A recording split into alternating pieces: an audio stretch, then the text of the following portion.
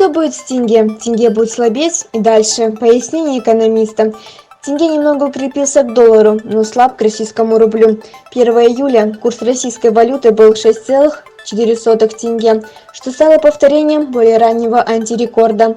И дело не только в долларе США. Ранее в качестве одной из причин удорожания рубля называли период отпусков. Мол, многие казахстанцы собрались отдыхать именно там и закупаются валютой впрок. Но тут подоспела статистика, и она гласит, что закупки российских рублей гражданами в 2019 году упали. По сравнению с 2018 сокращение чистых продаж сразу на 22%, но последствия роста даже важнее, чем его причины. Экономист Вячеслав Додонов полагает, что на значительной части населения рост рубля скажется даже сильнее, чем рост доллара. Правда, говорить об ощутимом росте пока нельзя. На самом деле не все так плохо, по крайней мере в этом убеждают экономисты. Тенге действительно сейчас переживает не лучшие времена.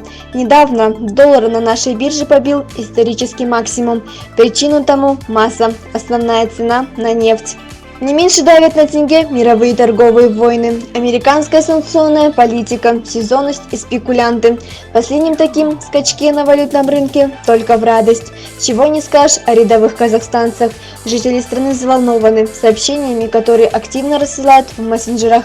Но финрегуляторы население сегодня поспешили успокоить. Заверили, никакой девальвации после выборов не будет. Нацбанк следит за ситуацией с валютой и в любой момент может вмешаться. Опровергли финрегуляторы и слухи о создании новой резервной валюты Алтына. Платежное средство якобы должно стать единым в 5 странах ЕАЭС. В Нацбанке заверили, подобный вопрос даже не рассматривался. Да и внедрить новые деньги не так просто. У всех государств разный уровень экономического развития, и для начала его нужно поднять до общего. К тому же совместная валюта может ударить по внутриполитической стабильности. Как глубоко может нырнуть свободно плавающий тенге в ближайшее время эксперты прогнозировать не берутся. Мнения сходятся лишь в одном: резкое падение тенге не будет. Не поддавайтесь панике, не верьте слухам. Скупать иностранную валюту в целях заработать на разнице курсов неразумно. Этот рынок очень непредсказуем, а вот разумнее всего хранить сбережения в разных валютах.